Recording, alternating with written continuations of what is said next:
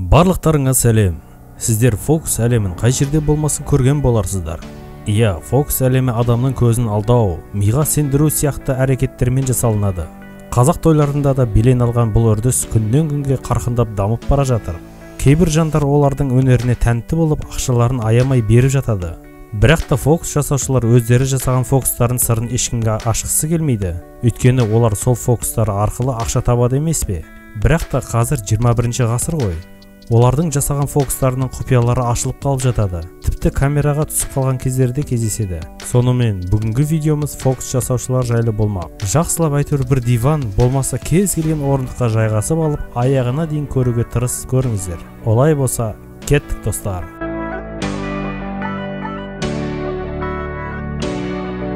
Күш жоғалту. Ұлыбритания аралынан шыққан атақты Динамо осы фокусты мықты спортсмендерге жасаған көрінеді. Бірақ та бұл фокусты барлық адам қайталап жасай алатын сияқты. Бұл жерде Динамо осы трюкті Давид Хея атты боксшы жігітке жасайды. Динамо боксшыға мені көтер дейді. Боксшы оны оп-оңай көтереді. Сосын Динамо боксшыға менің көзіме қара дейді. Қызық осы кезде басталады. Давид енді Динамоны көтере алмай қалады. Кей адамдар бұлар арнайы келісіп алған деуі мүмкін. Осылай ойласаңыз, лайк баса кетіңіздер. Бұл трюктің құпиясы неде? Сиқыр ма?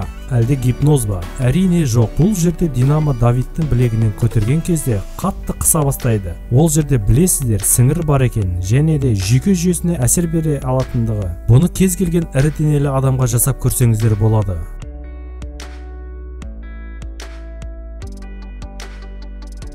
Жамылғы арқылы жасалған фокус. Бұл фокус Британ Got Talent, яғни таланттарды іздеу сайысы шоуында орындалған. Қазылар алқалары таң қалдырған бұл нөмір қалай орындалды?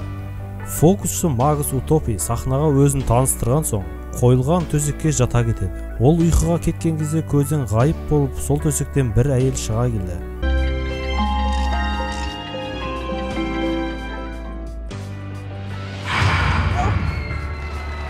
Таң қалған қазылар алқасы көрермендер шок болып қалды. Бірнеше сахнадағы қимылдардан кейін Магус түтіннің арасынан басқа киіммен пайда бола кетеді.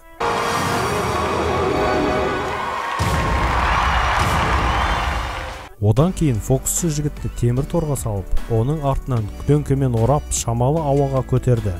Ол ма? Өткір найзамен темір торға ары сұқты, бері сұқты, аспанға көтеріліп отпен жағып жіберді. Ал соңына қарай Магус өз орнынан ұйқыдан тұрғандай болып, бұрынғы киіммен бастапқы кездегідей оянды. Тек қана қалай деген сұрақтарды қоясың әрине.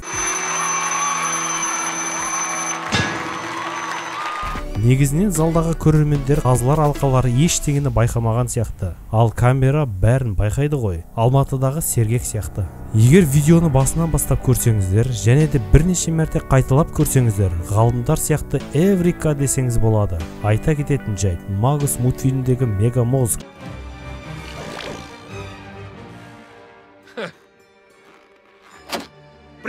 Немесе Нарутодағы Обито сияқты қабілеті жоқ қой. До скорых встреч. Бірінші құпияны жақсылап қарасаңыздар, төсекте сияқты. Мына жерде байқағанымыз Магус төсектің шетінде жатқаны көрініп тұр, ал бір жағы бос. Магустың көмекшілері жүргізушілерді алаңдатқанда бірден байқала кетеді. Тағы бір көмекші төсектің екінші шетінен шыға келгені көрініп қалды. Жамылғының төмен түсіп тұрғанында тегінен емес. Осы сәтті пайдаланып Магус орнынан көмекші қыз шыға келді.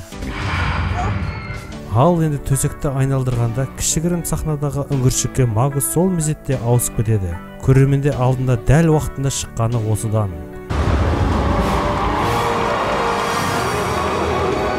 Айтпақшы, мына сары киім Магуста алғашқы кезден болған. Мінекей, пижаманың ішінен көрініп тұр ғой. Одан кейінгі фокуста Магус кішігірім үңгіршекке кіріп үлгереді. Дым болмағандай өз төсегіне қайта жата кетеді. Осының барлығына жылдамдық уақыт есептеуімен орындалады. Көрермендердің көздері жылтыраған, шулап жүрген Магустың көмекшілерінде болғанда, фокусшы білдіртпей дым болмағандай осы фокусты орындайды екен. Шынжырды орам.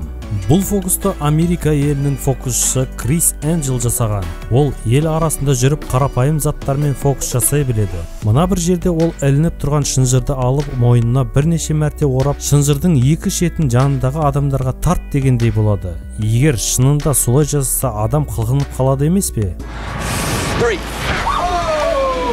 Оның орнына шынжыр өзінен өзі шешіліп, көріп тұрған адамдар таң қалсады. Бірақ та бұл фокус анау айтқан қауіпті емес. Бұл жерде қолдың жылдамдығы қатты қажет. Шынжырды шешілетіндей етіп орасаңыз болғаны. Шаштың көмегі қатты көмектеседі, әрі жасырады. Шынжырды тартқан кезде мойынды қыспайды, жай ғана шешіле кетеді.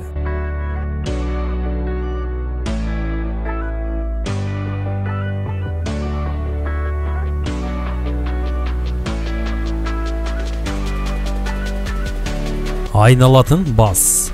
Бұл жерде фокусшы арнайы 4 бұрышты платформаға көмекші қызды кіргізіп, көрермендер қыздың басын және аяғын ғана көретіндей етеді. Содан соң басын айналдыра бастайды.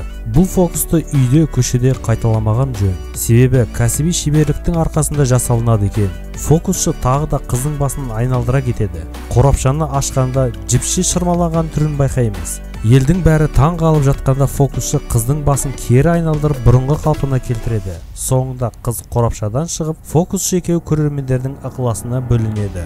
Ал енді бұны да тексеріп көрелік. Бұл жерде барлық қызық қорапшада. Көріп тұрғандай қыздың басы қорапшада шынында айналады. Бірақ та артқы жағында париктің шашы көрінетіндей тесікше бар. Қыз қорапшаны айналдырғанда тез қорапшамен бірге айнала кетеді. Және қарама қарсы жаққа келгенде басын сол жаққа бұрып, қорапшамен бірдей айналады. Ал жіпше шырмалану ше? Ол да қорапшада жасырылған матаның көмегімен орын алады. Ол алдын ала дайындалған. Тек қана кішігірім қол сиятын тесіктен қолды шығарып қимылдатса болғаны. Көрермендер қатты таңғалады, бір шетінен шошынады.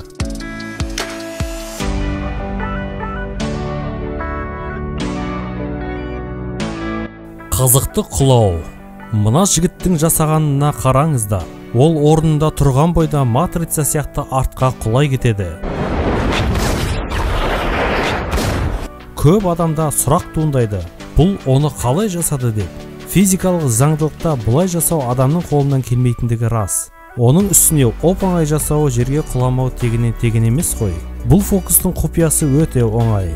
Фокустың әдемі орындалу үшін сіздерге тек қатты темір қажет, және де ол темірді аяғыңызға, денеңізге жабысып тұратындай болуы қажет. Ал жай киімде ол көріне бермейді. Әдемі қимылдарды жасағанда фокусшының аяқ киімі көмек береді. Аяқ киімнің өкшесінде арнайы темірге жалғанған тесікше бар. Ол платформадағы кішігірім болтқа ілінеді. Ары қарай фокустың қызықты болуы фантазияға байланысты жүзеге аса береді.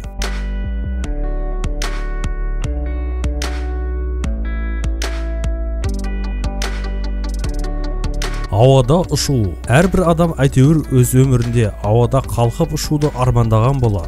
Мысалға Супермен сияқты. Бұл аталған кейіпкеріміз ұша алатын қабілетке ие. Өкінішке орай, адамдар әлі күнге дейін гравитацияны жеңіп көрген емес. Тек бір құрылғылардың арқасында болмаса, әйтпесе адам ұшу үшін ауадан жеңіл болу қажет сияқты ғой. Егер де осылай болған жағдайда өздеріңіз ойлап көріңіздер.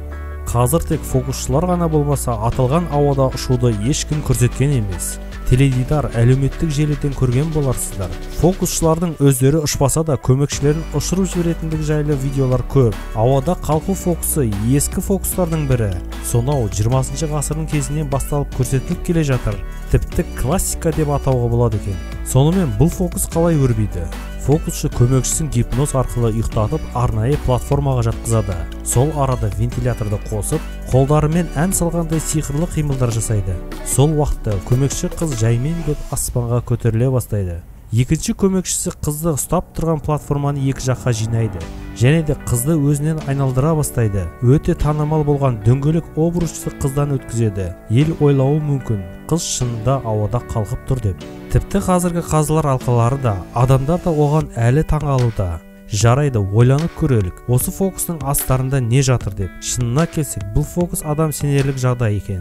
бар болғаны темірден жасалған арнайы конструктор қажет. Ол жерде көзге көрінетіні қыз жатқызылған тақта және платформа. Мұқият қараңыздар. Қызды арнайы тақтаға жатқызған соң, тақтаны ұстап тұрған темірді көмекшілер алып тастайды. Сол кезде аспанға қалқу басталады. Әрине обырушсыз болмайды ғой. Жақынырақ қарасақ, бұл жерде арнайы жамылғы да тегін емес. Платформада қыз жатқан тақтаны ұстап тұратын қатты темір бар. Ол ауада көтерілу тетікшесінің көмегімен басқарылады. Жай ғана басасың, көтеріледі, жібересің, тоқтайды. Қарама қайшы жағдайда да осы сияқты. Әрине, ешкім фокус артында жасырынып тұрған темірді көрмейді ғой.